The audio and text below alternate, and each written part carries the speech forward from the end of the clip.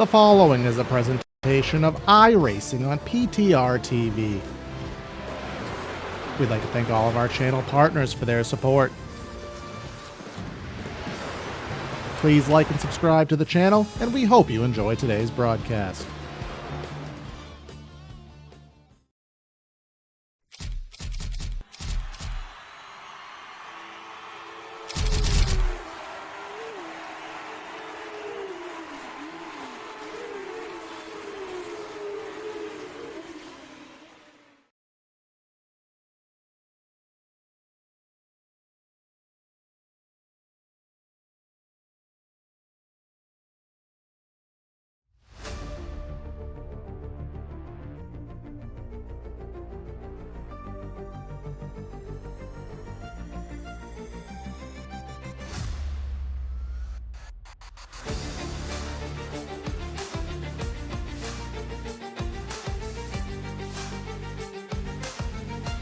In the early 1990s, NASCAR began its trek all across the country, leaving many tracks here in the North Carolina region.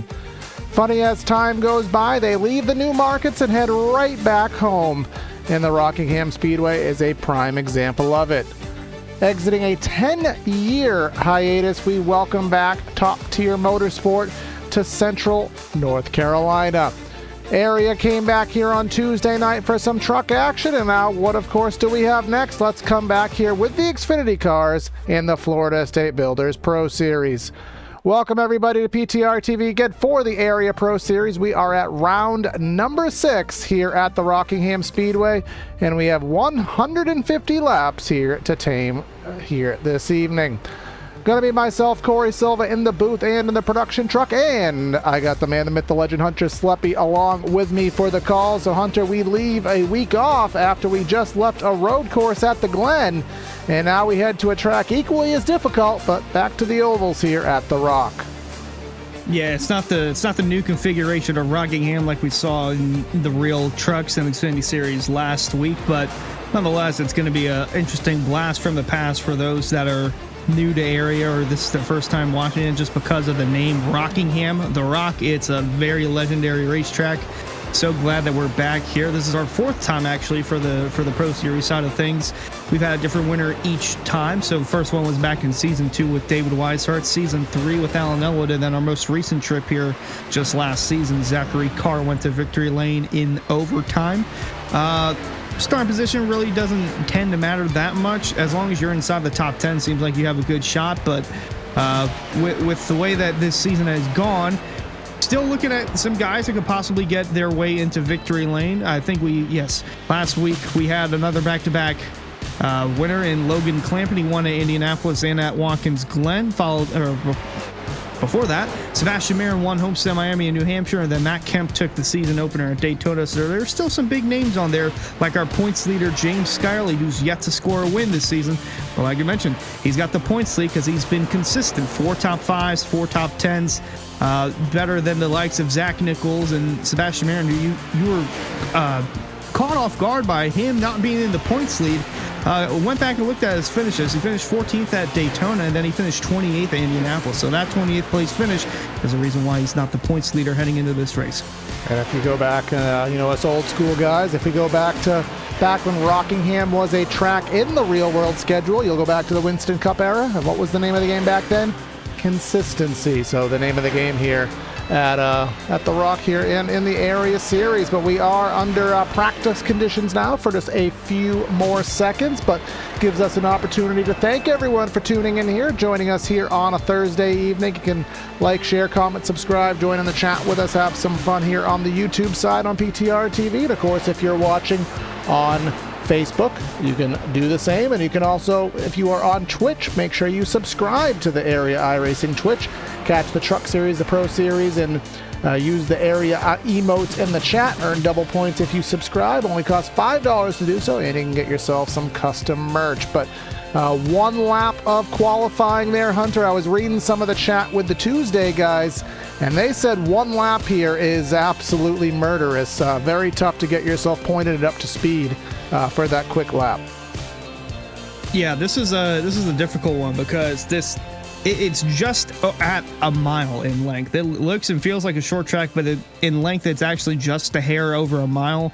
There's different talks about whether it's a 0.94 like the new configuration in real life Rockingham after the repavement, or you mentioned the iRacing have this at a 0.97 right there, and then in real life before the reconfiguration back 2 decades ago when NASCAR last ran here, it was 1.017. So we're at that teeter-totter, and it's difficult because short tracks and below it's 2 laps for qualifying. So this track being a one and done for qualifying is a dangerous game for some of these guys. Yeah, exactly. That's so many different ways to tackle this track as we watch, and listen, I guess for that matter, to Sebastian Marin, see what he can muster here. He's going to the top of the track. A lot of multi-groove action here at the Rock, and times are flowing in. Just under a 25-second for Nico. There goes Andrew Payne. Marin at a 24:25. So that'll put him P1 for the time being, and we'll see if that can stick. 24:25. Well, that'll be the new track record then. The previous one was Blaze McKinney last year, 24:42. So we're already smashing records here early. Here comes Justin Opplinger in that 55, 24:44. So that'll put him down there in 7th provisionally at the moment. And looks like that top of the racetrack through 3 and 4 is going to be the popular spot. Here comes Bolton. Where is he going to bolt to? A 35. That'll put him provisionally in the 4th spot. And Nate Stewart should be on his way right now, ripping the bottom there in 1 and 2. Yeah, look at that Nate Stewart. He's had a up and down season, trying to actually find where he's at in the point standings. He's up to 15th after his run a couple weeks back at Watkins Glen. It's still a lot for these guys to try and get back in the swing of things, but Nate Stewart, he finished 5th at the Glen, so perfect momentum heading into the off week. So hopefully he can refocus on that. And start with Travis Beckner. Look out for him. He might make his presence felt here later tonight at Rockingham. Still looking for his first win of the season. Yeah, Travis Beckner has been somebody who has kind of been up and down. There's races he's going for the win. Loudon, he was a really fast driver, and then some races he's kind of relegated in the teens. So we'll see what Rockingham has to muster for him. A 5. That is not going to be a lap that will tickle his fancy there. So he'll have to put some work together. And again, some of these guys, I think, just going for some bonus laps here, some practice. Opplinger already ran his lap. Here comes Jimmy Cocker in the number 31. That lap won't set any records, but I think he will be in the mid-20s. And to my knowledge there, Hunter, I think we had 40. So I'm assuming everyone gets to take to the grid here this evening. Yeah, and I'm looking through. There's still some guys who have some EOLs if they make it tonight, like Rafe Slate, Brady Wallerman, and Travis Beckner. As of now, seems like they are the only guys that have EOLs, so it doesn't matter what qualifying time those guys put down. If they're all here tonight, they'll have to go to the back immediately to start this one out. And Jonathan Evans looking to dethrone Sebastian Marin as the pole sitter. Let's see what he can muster here. Top of the board is still the 24-26 by Marin, and really looks like everyone's going to be rim riding the fence through 3 and 4. Gets that momentum off the corner and down the hill all the way down to the flat. You'd think we were at Chicagoland or Kansas. A 24-34. That'll put him in the 3rd spot, keeping the pole alive unless Jeremy Brown or Jake Nichols can pull off some magic. And he's going to the bottom, one of the only to do that through 3 and 4. Yeah, don't really see that too often, but and it worked. Look at, well, not all the way, but that's P2. Yeah, that's a pretty decent starting spot for the moment for Jake Nichols, unless anyone else has anything for him. Yeah, I gotta look at Daniel Day. Really great qualifying effort in 3rd. That kind of appeared out of nowhere. 1 top 10 on the season. That came at New Hampshire. But as far as qualifying, his best qualifying start this season was at Watkins Glen.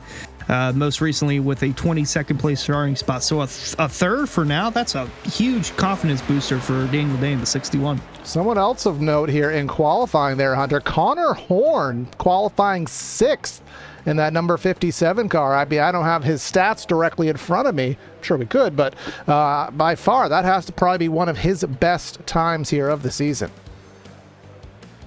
Yeah, I'm trying to get that up right now. My internet's not wanting to cooperate with me. But yeah, his best starting spot was at Homestead this year at 17th with a top 10 at Watkins Glen last week. So things going in the right direction for Horn as qualifying's wrapped up. And hello, Mr. Sun, Mr. Golden Sun shining down on us here at the Rockingham Speedway as we get a 5-minute warm-up. Of course, we are running off of a off week last week, and we left Watkins Glen, and now the schedule at this point there, Hunter, the schedule for the most part of the season, we've had a triple header-esque schedule, and now as things do progress, we're starting to kind of have different races in each season. Now that, well, for a lot of these drivers who run week to week, I'm assuming that must make things more interesting, but also they kind of can't get that practice week to week. Of course, the Cup guys going to Wilkesboro, and then here we are at the Rock this week. Yeah, it gives it a little bit of a difficulty for those, especially with Cup being on a week this week rather than the entire week last week being off. It was just Cup the previous Monday. No Cup this week, only trucks and Xfinity. So these guys having a lot to try to dial in. Not to mention next week it's all Darlington for the Cup Series truck and the Pro Series next Thursday. So that'll be fun for those guys. Some of them are trying to get dialed in for the Cup race because that's essentially the longest race of the season in the Southern 500. But yeah, they still got to tackle the Rock here, and a little precursor to Darlington, if you will, with the way the stripes work. And I guess just as I say that, I'm looking down things here, and it seems like we're back to having triple headers. Darlington, Chicagoland, one of my favorite tracks. We do have a little break up there, Cup at Martinsville, and then Dover in the other two series. And we're going to Kansas. Coda, got to watch out for that in June, and then Dega. So actually, we're going to have a lot more triple headers than I thought, but a few weeks to kind of spice things up here. So we'll see if any anomalies happen here in the warm-up session. So I guess this gives us a chance to take a look at the weather here from virtual Rockingham. 75 in the air, 109 on that track temp here, racing out of April 19th, so racing out of Saturday's date. So that track temp with 2:57 sim time, I would say we're probably at the peak, Hunter, and then maybe, just maybe, it'll go down a degree or two, which won't be much, but it will certainly help. Yeah, that track temperature, it's hot, it's going to be slick. These guys are going to be fighting for grip. I'm excited to see what the long run ensues, because looking through the previous history here, we usually get about 5 yellows, but season 2 we had a 90-plus lap run to the end. Season 3 we had a yellow with 7 to go, and we were teetering with overtime. Didn't do it then, but mentioned last season we did go to overtime, so expecting a green flag run to kind of sort everything out here at some point. Don't think it'll be at the beginning. It's probably going to be at the middle, and we might get that late yellow in the end. Not sure if we'll see overtime yet this season. We've only seen it once so far, and that was at New Hampshire, and let's hope it's not anything like New Hampshire. Yeah, well, we did have a, I don't know if you caught any of our Tuesday race, but lap 1 was a wreck, a huge wreck. I think we had about 4 cautions in the first 30 laps on Tuesday night, and then we basically went clean and green to the end, which had a lot of strategy elements, short pit, and the overcut there on the tires. So interesting here, and we'll talk about it a little bit later. We'll talk about it right now. This is a track, because of this older pavement, again, as you said there, Hunter, not that 2024 brand new pavement. Not a lot of grip here, and we saw many guys getting some serious wheel spin here on the initial start and the restarts. Yeah, we're seeing a good look at what this could be for the future of the race. I mean, got guys swapping between bottom and top and then rolling through like on different parts of the racetrack. Some guys can just stick it to the bottom and it can hold well. Other guys will just let the car kind of coast in, kind of diamond it uphill through 3 and 4, and then get close to that safer barrier on corner exit, but not too cllose to it yet. Speaking of that safer barrier, you can take a look here on the right of your screen. You can see that safer barrier, it tapers out. And I think that was Marin who just about found that out. Somebody found it out right there, and that's what happens. The safer barrier does not flush straight to the wall. It tapers out. If you hit it the wrong way, it is really detrimental. And same thing here off of turn number 2. It makes that outside lane a little bit more arduous. Well, even that backstretch wall, too, I'm not sure if we'll see it in the sim tonight, but throughout the years at Rockingham, you hit that backstretch wall, it kind of acts like a ramp, and it'll just send your car up in the air. We might have had a bad wreck or two on that backstretch in the past, but With New Rockingham, there's a safer barrier back there, so there's no need for that. However, this is not real life. This is The Sims, so expect carnage, if it were to ensue, to happen on the backstretch. Exactly that. We'll take a gander at that, but that is the end of our warm-up, so that puts us down for the starting lineup. Again, our starting lineup here today is brought to you by Central Mobile Homes. Looking for a small or large home, a new shed, or triple crown trailer? Look no further than Central Mobile Homes. They've been proudly serving Florida customers for 29 years with a plethora of small and large home floor plans, shed designs, and triple crown trailers. Available in LaBelle, Okeechobee, Clewiston, and Sebring. Head to centralmobilehomesinc.com to get started, and we're going to get started with the starting lineup. How many times can I say the word started? Sebastian Marin will be on the front row with Mr. Jake Nichols in that 73 to his outside, followed by in row 2 the likes of Daniel Day out of Las Vegas, and then Jonathan Evans, always someone to watch, in the 4th spot. 5th we'll find Justin Bolton in his best position of the year. Connor Horn going to be in 6th. 7th, we'll find James Scioli and Blaze McKinney. And then rounding out our top 10 here tonight, we got Mike Venable and Jeff Wright right there in 10th. Row 6, it's going to be Connor Okresic in 11th, and then Braxton DeWeese going to roll off 12th. 13th, it'll be John Furness. 14th, Andrew Payne. And then back in row 8, it's going to be Nate Stewart and Justin Opplinger. A couple of 5s in that one. Got Sander Nyhoff. I'm sorry, Sander. I know you're not American. Next week, I promise. That. Next week, I promise. Him and Greg Mitchell, they'll be rolling off in the 9th row. And in the 10th row, going to look at Philip Groner in the 11, not P19. And then Ryan Andrew, I believe he's making his first area start in P20. 21st finds the flagman at Hendry County. That is going to be the one, the only Travis Beckner, with Alan Fox, the Syracuse native, in 22nd. Then we find the Arkansas native of Forrest Smith and Ben Pierce out of Alabama. Bryce Senesac finds 25th. Garrett Grant finds 26th. John Forbes 27th. And then Francis Hamilton in 20th. Rounding out our top 30 is Mr. Brad Slaughter and Reese Schaefer there in P30. 31st going to be Casey Lacanas, and alongside him Jimmy Cocker, going to be P32. 33rd it'll be Devin Johnston, and 34th going to be Nico Servidito.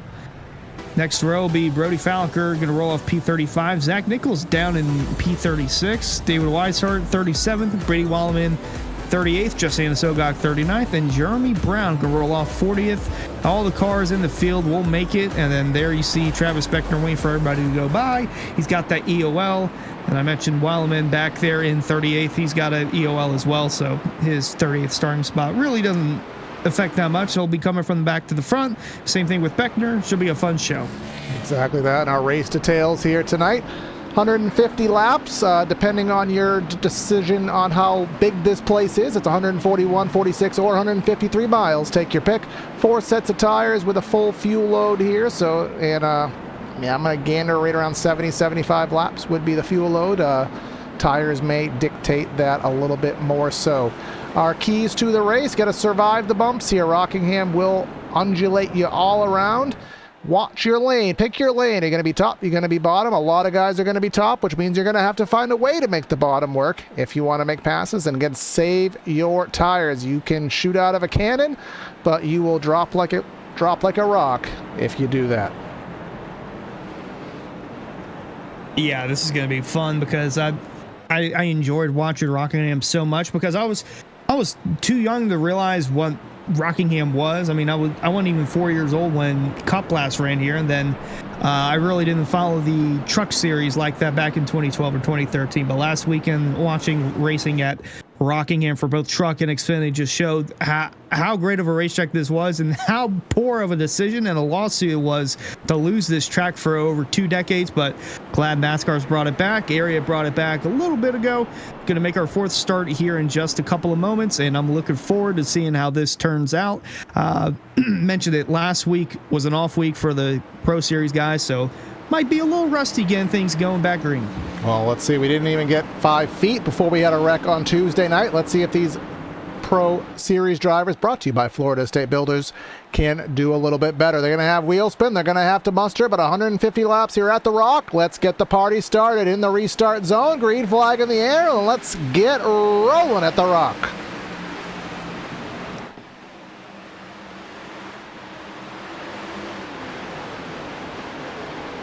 So far, so good as we come through turns 1 and 2. Everybody's cordial. Everybody's getting themselves situated in, and we got a battle for the lead already. Shooting out of the cannon is Jake Nichols, using that preferred lane to the outside of the raceway. And let's see who gets the call at the stripe. That 73 is going to lead lap number 1. Marin ripping the bottom there. It looks like the top's going to be fastest, but if it's my choice there, Hunter, I want to run the bottom. I think that's where the tire's to be saved, rather than getting that immediate pace up top.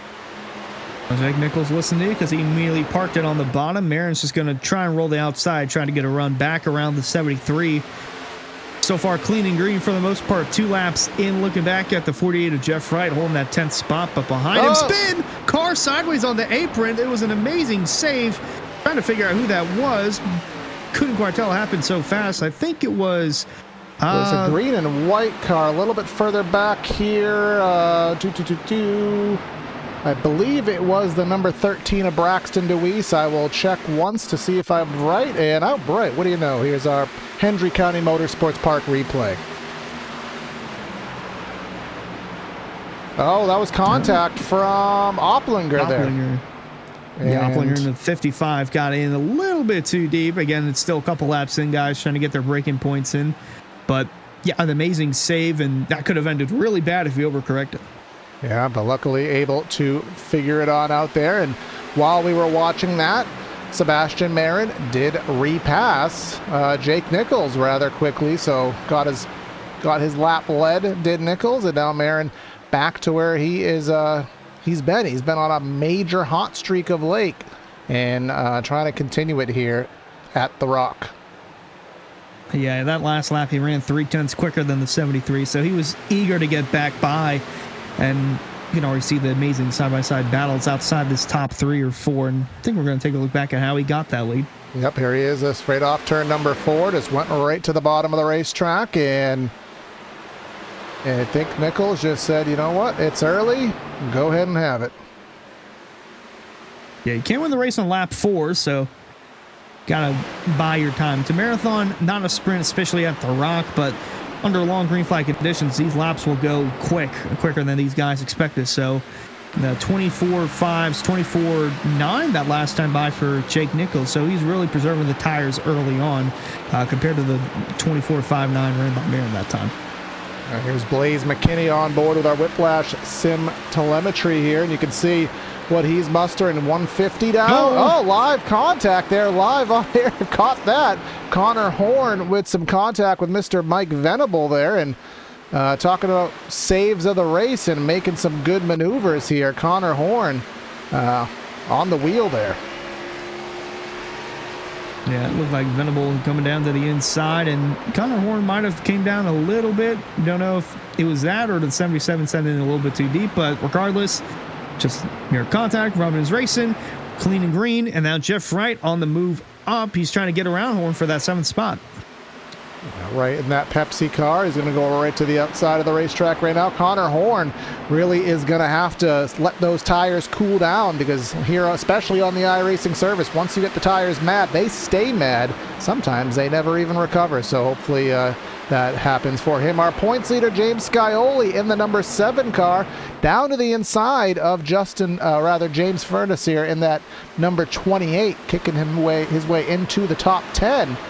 You can see all the traffic to the outside of the racetrack. That might help them on the inside as they slow each other up, trying to run that preferred lane up top. Yeah, they're door-to-door for that 11th spot behind him. James Skyler to the inside, and Connor O'Kresick in the 14 along on the outside. It's going to be tough trying to get that run through, and I think he'll get it just fine. Depends if Skyler wants to send it going into 3. Keep it tucked in on that bottom, but you can already see just the different grooves there. It's just the outside and the inside. Don't want to get caught 3 wide in the middle, otherwise you're not in a good spot. So for the time being, O'Kresick will hold on to that, and Here comes Jeff Wright again, trying to get around Horn for 7th. And I could have swore that Justin Bolton was just going to dent the Pepsi can there and almost got into him entering 1. That's kind of been a common theme here on the evening, is drivers having some spatial awareness, having some speed differences, line differences entering 1, and Bolton gets right to the back bumper of the 48. But they're going to change lanes there, one go high, one go low. And Wright will hang on for now. We'll go a little bit further back in the field, and you're not missing anything up front. Sebastian Marin is doing Sebastian Marin things, which is just utterly dominate here. But who do we got? We got Andrew Payne and Greg Mitchell. This is 18th and 19th. They are in close proximity. Still toughing it out even throughout the back half of this field.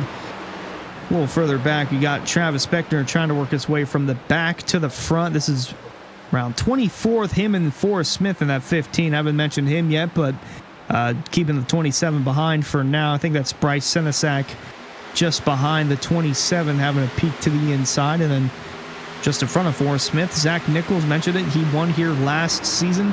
Or actually, that was Zachary Carr.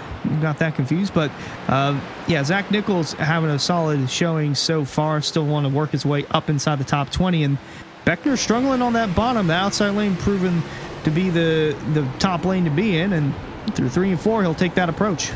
See here on our lap telemetry here, we're only 15, 16 laps into this race. His best lap, basically a 25 flat, a 24.9. And he's already 6/10 off, so 6/10 of fall off. I know we kind of capped around 2 seconds of fall off in the truck series the other day, so we'll see if that trend does continue. Philip Groner here in that number 11 automobile, trying to get by the not American Sander Niehoff. He is out of the Netherlands. I will update that flag next week, Sander. I do promise. I will actually do it right after this race. You can foolproof me on that. But he is right there. And then Nate Stewart. I'm not sure if this is a, save the tires strategy, or maybe the Rock just isn't his track. But he is just hanging on in 13th and maybe falling a little bit further. 25.5 that last time through for Stewart. We'll see what it updates to here, but compare that to the leader Marin. He ran a 25.3, and then Nate Stewart that last time through 25.6. So maybe a little preservation there, but won't know for sure until about another 15 laps or so if this run continues. Meanwhile, third, looking to be up for grabs in a moment. Jonathan Evans down to 4th. Daniel Day up to 3rd. Again, solid effort for Daniel Day so far. Really didn't expect this out of the 61, but shocking to all, but hopeful that can keep happening for Daniel Day in that 61 and try to get his first top 5 or even top 10 of the season. Yep, you can see he made the final 8 in the rookie season last year in the truck series, and here in the pro series making probably a season best if he can keep it going. And we root for him because look at his quarter panel there, repping the channel there. So gotta give him that kudos. But we're 20 laps in and we are still green, so this is some good stuff to see. A stark difference from the other night. Ryan Andrew, he was a really quick driver, had an EOL on Tuesday night and worked his way all the way up into the top 5. He is showing some speed, working through in the 14th spot. And then another driver who's been on screen all race. This battle up here, end of the top 10. Bolton, Wright, Furness, Scioli. These guys are just glued to each other.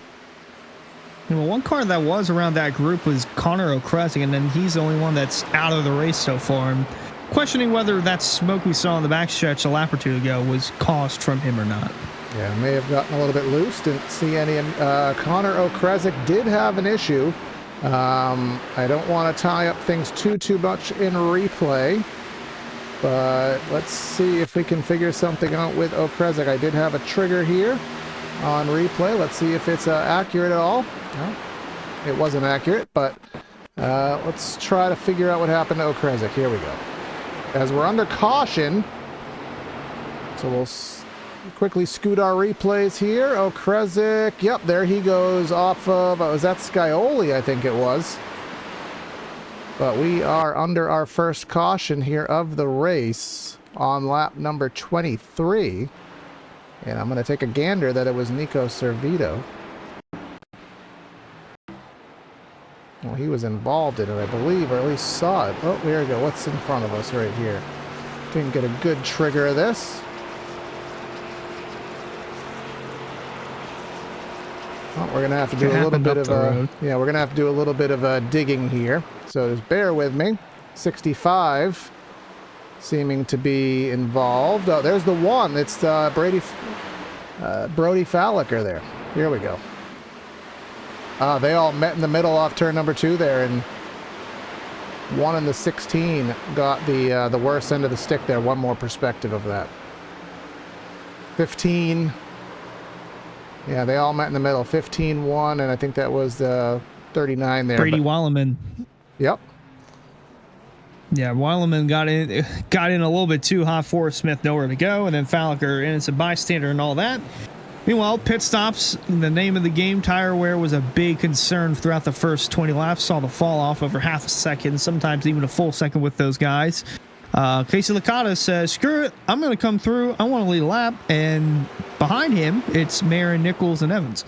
Yeah, Casey Licata just drove straight through the pits. As you can tell, a 0-second pit time. So, but he is going to come to his senses here and head to the attention of his pit crew. But of course, you saw on our various replays brought to you by Hendry County Motorsports Park. Racing is back at Hendry County. You can join them Saturday, April 26th, which is 2 days from now if you're watching this live, to watch the Cruza late models, the Thunder trucks, and more. Tickets are $20 for adults, and you can get a family 4-pack for $25. And of course, kids under 5 are free if you don't have a family of 4.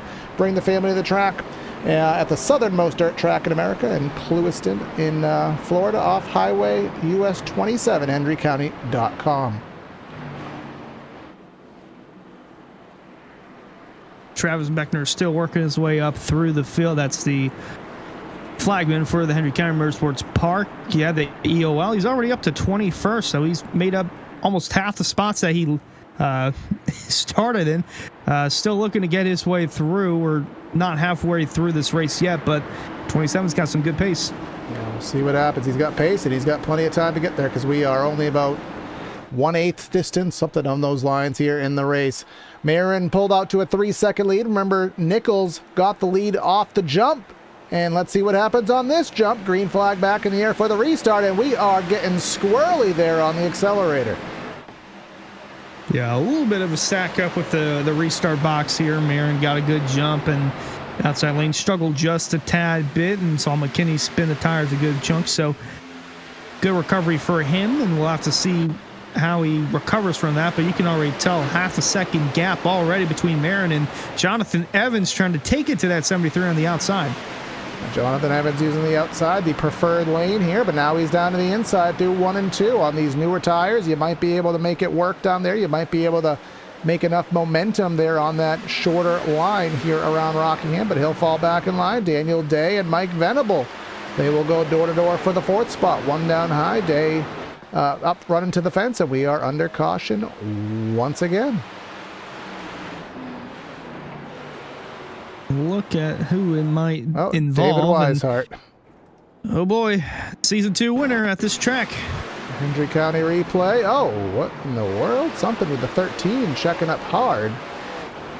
Hopefully that wasn't any kind of, a net code related issue. Braxton DeWeese in that number 13.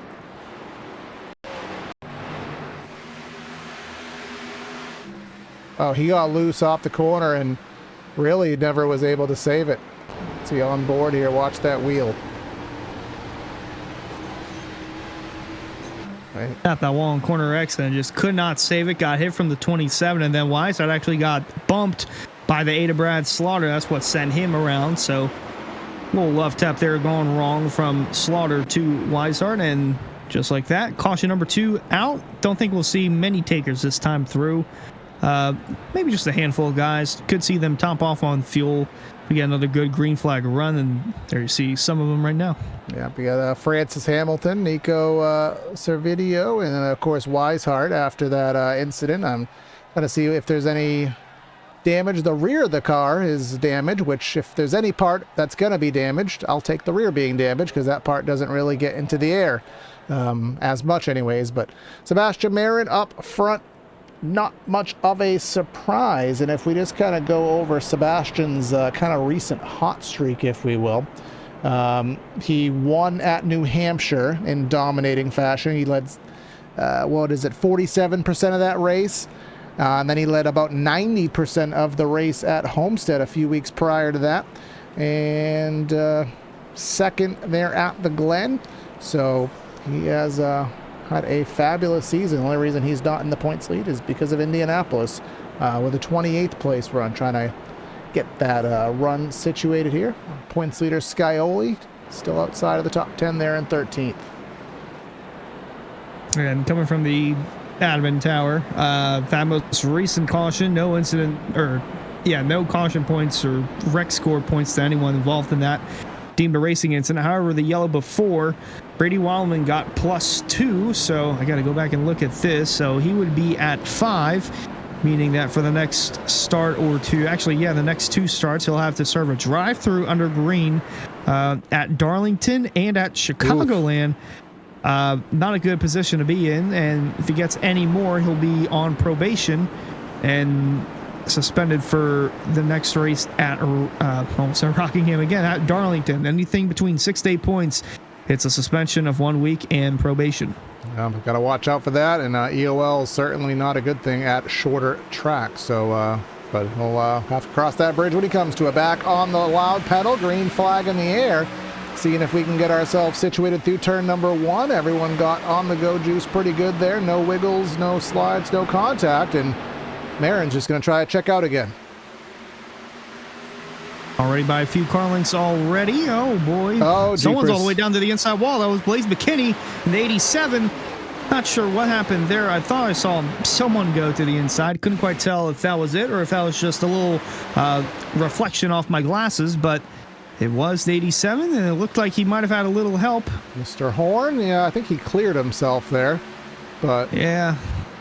And then the hardest part is merging back onto the 25-degree banking in turn 3 or 4. I had to think about it. I know it's different banks on each side, but I can't think of the statistics right now. And somebody found some rust in the armor of Sebastian Marin, trying to take the lead again as Jake Nichols, Day, and Evans just in arrears now. Heat cycles are a thing. Sometimes after a number of heat cycles, the handling goes away and some drivers have to adjust to it. I wonder if a couple heat cycles maybe aren't to Sebastian's liking right now. Whoa, look at Nichols slide up on that outside and keep the 26 behind him for the moment. Daniel Day now trying to hold on to 4th from Venable in the 77, but yeah, fun little battle here inside the top 5, and then even behind him, you can see the Furnace Machine down below. Jeff Wright trying to take 7th away.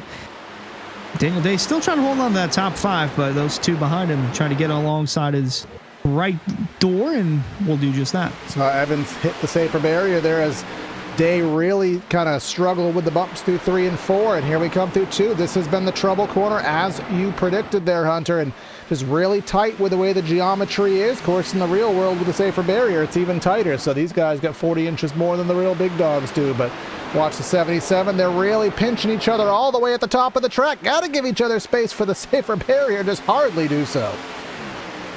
Getting real tight on the exit there, so Daniel Day's pleading for the Venable and Evans battle to continue so he can try to focus in on Nichols and Marin. Meanwhile, see the other Nichols back there, the 44 Zach Nichols, just holding off the 2 of Greg Mitchell, and then see the 17 of John Forbes Jr. to the outside. This is all inside the top 20. The 2 going to slide up just in front of the 17, who will try to cross him over heading into 1. Trying to cross him over indeed, and we're still getting spicy up front. I tried to focus on some stuff out back, and the guys up front are like, no, you got to watch me.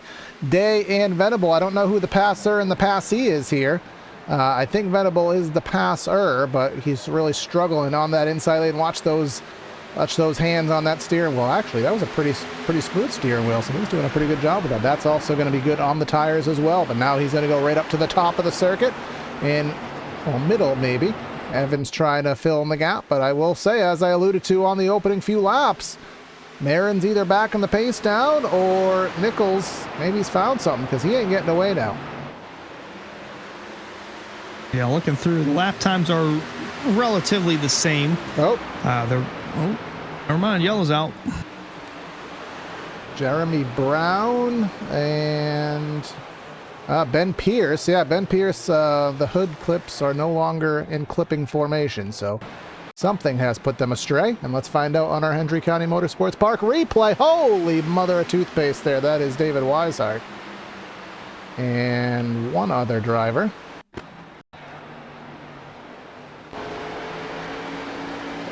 On board with Mr. Weishart. Is it from out rear or is it from up front?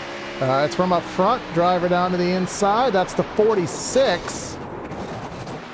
Wow. Jeremy Brown. All right, we'll get one more perspective. So what messed up Mr. Jeremy here? Let's see. Oh, that is Slaughter. So he was kind of squirrely. I don't know if he reacted to Slaughter and moved up the track, and then that just got him loose there. That straightaway with as much banking as it has is something that can, if you try to go right on a bank straightaway, it will get that car upset. It's not prepared for it. Yeah, 8 degrees of banking for both the front and the back stretch. But, yeah, tough position there for the 46, and then obviously nowhere to go for Weishart, and just sees a car careening back from the inside wall all the way up to the outside of turn 3. And I'm not sure if his day is done, if he's still on pit road, but he'll have the NFL draft to look forward to, as Indianapolis Colts are due up in the next 5 or 10 minutes with their draft pick, so he can either be happy about that pick or even be more upset with that. It all depends, but a night ended early for the 29 of Weishart. Yeah, and of course, if you're watching this live, NFL draft is going on, and if you're just wanting to do iRacing, it's basically the lottery this week too. It's the draft lottery. It's the real lottery because it's Talladega week on iRacing. So you know what a lot of people do? They'll do A, B, and C fixed until they get one and they don't wreck, hoping their safe rating stays over the limits and they don't go down. But one lap to go here, and we'll see what happens again on another heat cycle now, or maybe something's clicking in the 73. Maybe Marin says, whoa, I got too big of a lead. I got to save the tires. But interesting to see, and we'll see if Nichols can keep that pressure going. Yeah, I'm really interested in seeing if the 61 or the 77 can go up and challenge with those guys as well. I think whoever was in 5th place there made a pit stop. I couldn't remember who it was, because I feel like there was someone ahead of Connor Horn, but if not, then I might be wrong on that. But we're coming back green. Now, coming back green, we'll try to see if there's any anomalies there. Oh, it was. Sorry, it was Jonathan Evans. He pitted from the top 5, and he's all the way back there now. Now, we're watching replays. We'll analyze that in a second, but let's analyze this restart, make sure nothing happens, and everybody's running clean and green. They have found their maximum throttle potential here, the maximum grip on these restarts, and they have been doing a good job side by side for the second spot, Day and Nichols. We'll pull up our stints very quickly on the ticker. You can see 18 laps for the majority of these guys, but as it clicks through from on the bottom end, you'll see some 1s and 2s and 3s, some low numbers. That indicates some pit stops there right around the 27 spot. That's the second set of good years for a lot of these guys, 4 here in the race. So that's that's starting to put the strategy in the forefront there. 77 nearly in the fence, and I think Wright may have followed him as well. Yeah, I think he got in the wall actually on that initial restart coming out of 2. So got a little close there on the corner exit, but Marin still trying to hold off the 73 Jake Nichols. He had a good run through 3 and 4, couldn't quite get it, but he's still on the bumper of that 24. Yeah, doing a really good job. We'll go on board here and pull up our battle tracker, and you can see that gap right around 1/10 of a second. He's going to go to the bottom, and this will get him a little bit of track position. You can see that gap basically down to nothing, but now here's the difficult point, because that outside gets it right back to where it started, right around 1.3. Interesting, he stays on the bottom there. I thought maybe he'd experiment and try the top through 1 and 2. He didn't. They both ran the bottom, but he still managed to get a whale of a run off turn 2. A good exit for the 73 of Jake Nichols, and he'll keep it on the bottom for this time. And Daniel Day almost running the wall. So there's a car coming up here road. I think that's the 5 of Garrett Grant coming on in.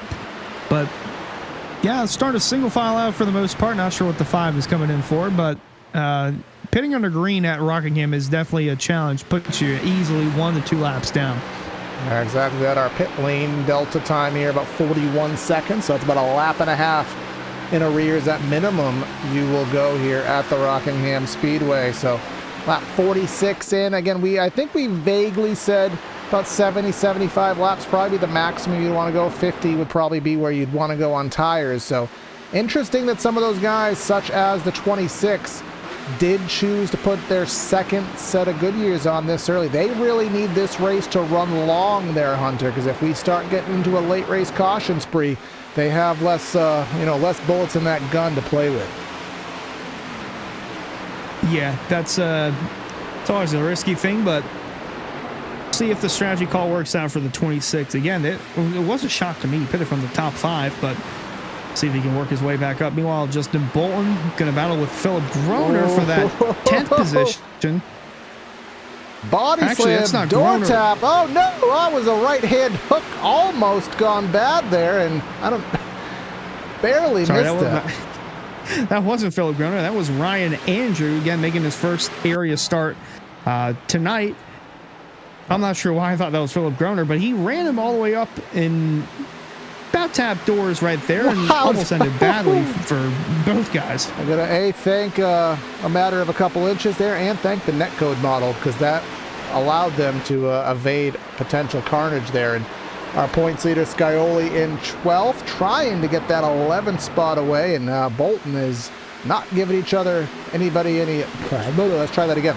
Bolton not giving anybody any space here. Not that he has to, but it's definitely creating some interesting situations there. Running the top of the track, who is that bright green and yellow car? That is Mr. Philip Groner there in the 10th spot. Connor Horn in a side-by-side battle with Jeff Wright. He's trying to boo the Rockingham slider. Couldn't quite clear it. Oh, no! Oh, this is going to be big. Oh, piling up on the backstretch. Caution's out, and that's because it was a checkup from Connor Horn running the 48 up near the outside wall, and took out a number of drivers with it. Yeah, the Rockingham slider, we'll go back just a few more seconds here. I'll do from our top-down cam. He's trying to do the Rockingham slider. Didn't think I'd ever say that. But watch the exit here. Yeah, the 48 had to check up because of his geometry there. He just wasn't in a good spot. And, narrow straightaway just clogs everything up. I didn't see any substantial impacts from that. So I think everyone should be okay, but certainly there was one in the back center, Nyhoff in the 76. He careened off that inside wall. I'm not sure if he got run over from behind or not, but Daniel Day is going to stay out, and a lot of these guys are going to come in and pit. Yeah, there goes Evan. This is probably actually, I guess I would say it's a fabulous call for Jonathan Evans, because he only has a few laps on the tires now. And he's going to get all that track position back. But now he has 13 laps on the tires, which here at Rockingham is an appreciable amount. But everybody else will situate. Did Sebastian Marin stay on circuit? Yes, he did. Yep, yes, he did. So Sebastian Marin, Daniel Day, Mike Venable pit. It looks like our first taker is going to be Nichols in around the 11th position. Yeah, and he's one of the last ones to come out of pit road, so very interesting. Not sure if he made it. Actually, no, one of the first ones. Yeah, he was so far ahead that he had an automatic buffer. He could have the slowest stop and still come out ahead of everybody. Yeah, that kind of threw me in for a loop, but different strategies there, and really interesting to see that, because Marin, car that's been dominant so far, staying out. And then Nichols kind of been second fiddle to him. Will be fun to see the difference in strategy between the two and see what the outcome of that will be. And I think just like that, we got the one to go on the restart. So we got our official word. The 05 into the 48, 2 incident points or crash points, whatever the verbiage is, going to the 05 there of Nate Stewart.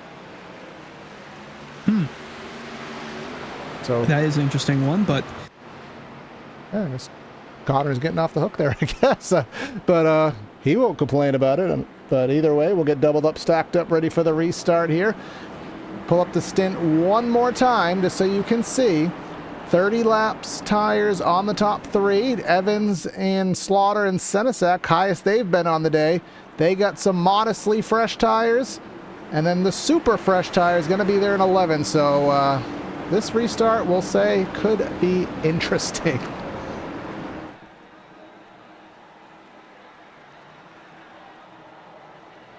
Pace car pulls into the safety of the pits. Hopefully there's no wheel spin. Hopefully we can get ourselves sorted here. And there is a massive checkup as we head green flag. It was right around that fifth row. We saw that stack up. They're still trying to get things woed down. And no, they didn't get woed down. We got a wreck. Where are we at? Yeah, we're on the straightaway still. Francis Hamilton, Brady Wellman there. Didn't they see didn't, where the I have to see where the leader went inside the box.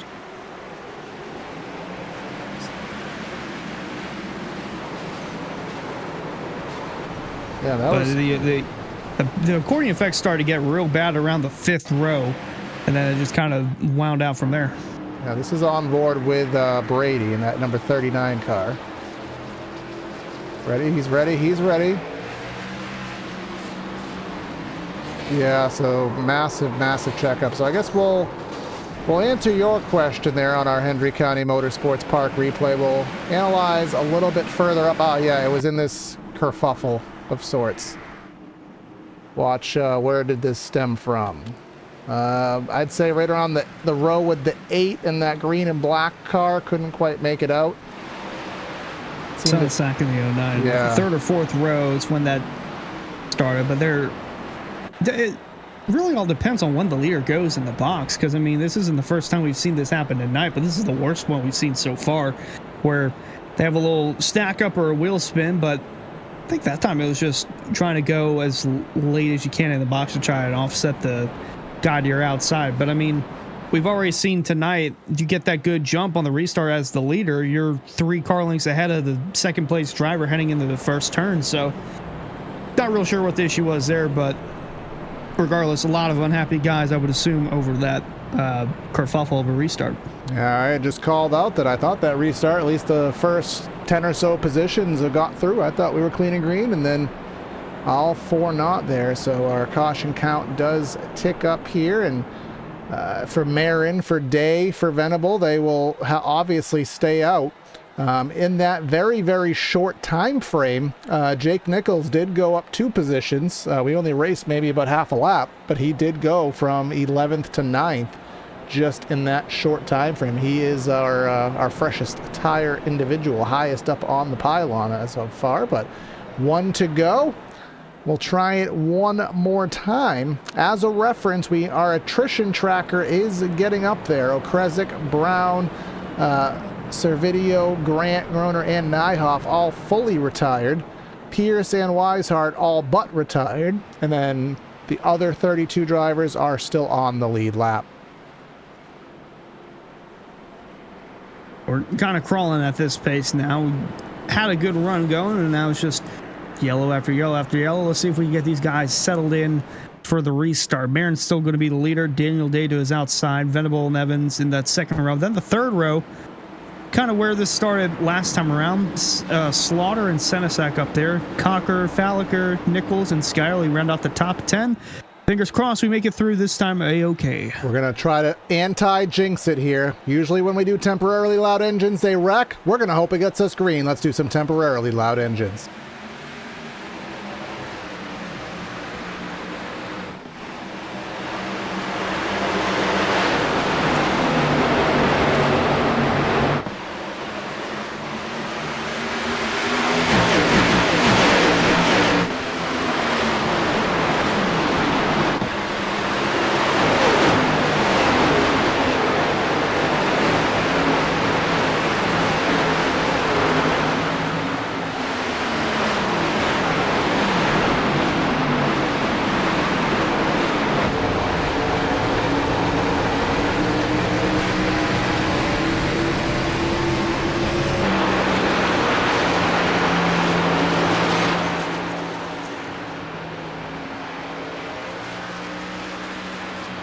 The curse of temporarily loud engines continues with a wreck, and I believe Jimmy Cocker has some issues involving it because he's missing a tire. We'll go on our, oh my goodness, yeah.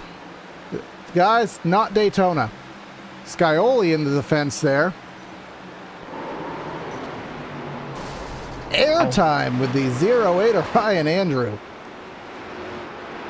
Told you, the backstretch, they tend to have some pretty crazy wrecks. It's happened a couple of times in the past, but yeah, this multiple rows of three-wide racing just not suitable for Rockingham. That little love tap from the 7 to the 31, and then he gets Wapatowed here. Wow. What did you just say? Rough way to go out. Wapatow? Is that what you just said? A Wapatow. Wapatow. Okay, I'll add that one to the arsenal. Probably not, but either way. Where are we at right now? I'm just doing my play-by-play race management right here. We're close enough to halfway. Let's talk about one of our sponsors. Let's add some life to the party this spring with Elite Entertainment. Located in Boiling Springs, South Carolina, Elite Entertainment provides some high-quality band production to entertain at any location, including karaoke, singo, and more. Visit the link tree in the description. The link, Elite Entertainment LLC, on the link tree. You can get all your contact information. Hell, if the cautions keep going, we might start doing some singo ourselves. I don't think we should do that. Yeah, I do like monetizing, and I don't want to lose that with copyright strikes. So probably not, but either way, again, check out all the league partners here. They flash on the bottom of the screen, the logos, and this helps. Obviously, area is one of the highest, tier series, I think, on iRacing these days. Of course, if we're getting Coke guys in here, they're doing something right. Full seasons, major tier broadcast. Well, I don't want to call myself major, but IDK player major tier broadcasters for the Cup Series this season. So anything that you can do to help these guys along and continue their growth, certainly check it out.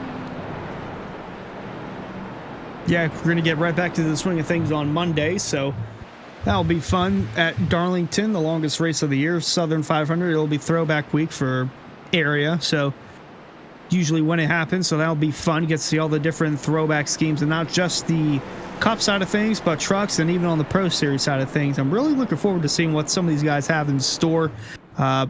Expecting big things from Brad Slaughter there in the number 8. I don't know if he'll... Well, kind of expecting things for him in the Pro Series, but on the Cup side of things, he runs the number 3. So only imagine what his throwback scheme will be for that. But for now, we'll settle for this restart, try to make it halfway, and get the green flag rolling once more from the Rock. We'll see what happens. The pace car, that Mustang, goes into the pits. We go into our unsponsored restart zone, and we'll try this restart once again. We got a little farther than last time, as the field starts to thin out with a little bit of attrition here, and seems as though we're going to make it a lap. Roll through 3 and 4, and Marin already 3 car lengths ahead of Jonathan Evans, taking over as the second place holder. Meanwhile, Slaughter trying to come from the bottom to the top, and not going to be enough for third. He'll try to solo in for fourth against Michael Venable. Jake Nichols outside the top 5. He'll roll to the outside, try to get alongside the 8 with a good run down the back. Oh, Venable into the fence there off of 2, the trouble corner. Slaughter had to react, go a little bit lower on the track to evade any contact. Does that, but Venable keeping the pace up there. I think he's still, nope, Slaughter will clear. Now Nichols on those fresh tires started 13th. He's up to P5 and looking for more. Yeah, he's trying to get that 4th spot from Slaughter. He'll be along his inside, and I mean, you could just see the run with the newer tires. I mean, it's like a knife through butter. Hot knife through butter, I should say. It's just that easy. He'll clear the 8 for 4th. And Slaughter now has his hands full because here comes the other Nichols. Zach Nichols to his inside, as you saw in the back. Venable again tapping the outside wall coming out of 4. Yep, turn number 4, and that tapered safer barrier I spoke about, getting these guys caught out. Slaughter starting to fall back, and then the Nichols Knott brothers 4th and 5th now. Daniel Day, who has been up front all race, having I don't necessarily want to say a career day, but a season high day here today. As look at the top of the shot there, Jonathan Evans on those fresher tires. You can see there, 16 lap fresher tires. He's going to try to make like 2 trailer park girls and go around the outside. The momentum isn't there quite yet, but he'll try to reset, retackle, get it done in 3. he'll have a couple more tries to get around Marin with those tires, because behind him it's a guy with even fresher tires, 73 Jake Nichols, closing in, and he might have already run out of time, because here is Jake Nichols. Great three-car battle for the lead through 1 and 2. And Nichols keeping it on the bottom, as is everybody else keeping it on the bottom of the track. But just look at that momentum. Look at those 20-some-odd lap fresher tires. That gap just being disintegrated here and going to the top of the track, getting that clean air on the nose, as clean as it is anyways, with Marin running that line. And I'll say he's kind of stagnated a little bit. He's still faster, but he's not slicing and dicing. The tires are starting to equalize out a tiny bit, I guess. Good run there through 2 for Nichols. He'll look to the inside of Evans. Heading into 3, second place up for grabs. He's going to hold it on that bottom. Evans is going to try and roll with the momentum on the outside and follow the tire tracks of Marin. For the most part, fine. Here comes Nichols, though. He'll have a look. Well, couldn't quite get to the inside for the lead, but he'll settle in the second. Yeah, couldn't go 2 for 1 Bob's your uncle there. He'll pick it off one at a time. And again, he's not slicing and dicing as much, but he's certainly much faster. And laps go by, the tires do kind of equalize out a little bit, but he's taking advantage of that momentum. 13th to 1st in about, 20 laps at the line. I think Marin will get the lap, but using that grip, can he make the bottom work? Marin's going to slide up the hill. Trouble turn 2 here. Let's funnel off, and a little bit of a wiggle. That gives a 73 momentum loss, keeps Marin up front for now. Yeah, out of the checkup there coming out too, so there'll be a little reset for the 73. He'll be alongside Marin here down the front stretch. Not going to be enough to lead this time through, although he was very close. If he gets through 1 and 2 fine this time through, he'll for sure have the lead going into 3. Trouble turn 2, just keeping, you have to put that extra wheel into it, have that, to keep the car to the inside, you have to crank that wheel. When you do that, that gives you that loose on exit syndrome, which gives you that big wiggle that we keep seeing. But through the bumps, he managed to fight through the bumps. Can Marin keep to the right rear and dive it on the outside into 1? He's going to try to keep that position, but just doesn't have the grip left to do it. P1, Jake Nichols. Yeah, he led that last time through, so the 73 looking to check out. Meanwhile, Zach Nichols trying to close in, and mentioned Travis Spector. He's got speed in that 27. He's quietly driven up inside the top 5, trying to clear himself from Jonathan Evans for that 4th spot. And Justin Bolton behind as well, trying to bolt inside that top 5 and push the 26 outside of it. And now you see Zach Nichols getting around Sebastian Marin for 2nd, now backing into 3. Here he comes. What line is going to prevail? Is it going to be the top with Nichols? Well, answer is yes, because that is where the fresh tires are. Marin's going to have to keep it pinched down to the bottom of the track. And I'm trying to remember where it was. There was a couple races, and it might have been in a different league, but tire strategies sometimes can be the catastrophe for certain drivers. I know I saw it in another league there, Hunter, at I think it was Bristol on the channel. Driver stayed out, assuming that we were going to have a caution spree, and as soon as he stayed out, everybody pitted. That's when the race ran green to the end. That would be the catastrophe for Sebastian Marin right now, if this thing runs green and these fresh tires can just keep pulverizing him. He's going to need, at some point, a reset before he falls too far back. Yeah, only thing is you don't want to be the one that causes the reset as long as that happens. But back here it might happen. Brad Slaughter, Daniel Day fighting outside the top 10. Got Bryce Senesac, Venable up there as well. The 07 Reese Schaefer, Braxton DeWeese there in the 13. It's a dog fight for 11th. Yeah, they go up all. Venable, who was in the top 5, is starting to really start to struggle on those older tires. Slaughter in that 8, he's on the inside getting loosey-goosey, and super loosey-goosey is Venable. Nearly took out Day. They both hit the fence, but managed to save their automobiles. I think Venable kind of came down on the 8 there just from how sideways he got. Could be wrong, but take a look at a replay here. Yeah, let's take that 77 to the top. I think he hit the wall. Yeah, he came down the track and then just Tokyo drift slide, gaining the traction back, and Daniel Day is like, what did I do wrong? I'm just running here up top. Where are you coming from? Luckily, he didn't get taken out as an innocent bystander, and we all continue on. Indeed, as Senesex having a solid run there. He's trying to get around Venable for 13th in the 09. He was actually here at Rockingham last week. His favorite driver, Casey Kane, made his appearance in the Xfinity Series. I say appearance because it didn't last long, although he did finish the race. But if he didn't get wrecked, he would have had probably a race-winning car. But nonetheless, Bryce had to got the chance to experience the Rock in person. Now he'll experience it in the sim, working his way around Venable for 13th. I was going to say, don't bring up the female driver here. We don't need to start a Twitter war here, a chat war. Maybe we do. The impressions will actually look good. So, what's your take on Catherine Legge? No, it's not. Either way, up front, Connor Horn. Remember, he was involved in a slide job gone wrong a little bit earlier. Now he is battling with Evans and see if he will evade such slide job. He might take that one out of his Rockingham arsenal here. Trying to pass him into 3. Diving it down to the bottom. And he'll keep it there on the bottom, but he'll get the spot. And if we go up front, it's about to be a nickel swap for the race lead because Zach is coming with a vengeance.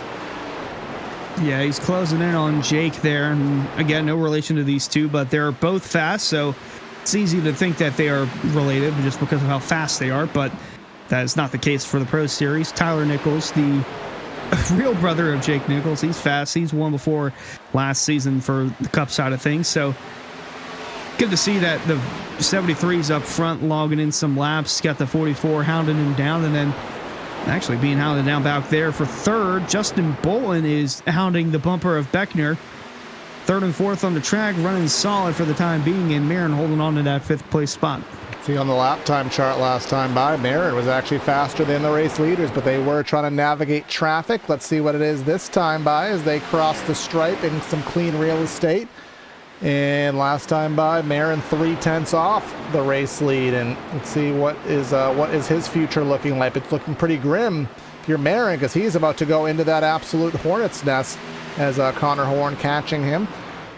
In relation to Sebastian, he has been on the racetrack for 61 laps now. So again, we didn't get an actual fuel number. I don't know if you did or have it from the Cup race, if it's comparable at all.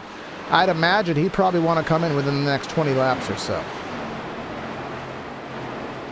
Yeah, I'm not sure. I would assume it's around the same as real life. So real life, it was about 80 to 85. But even then, that was a little bit in flux with the way some guys were running out of fuel and able to stretch. So very confusing there, not only just in the sim, but in the real world as well.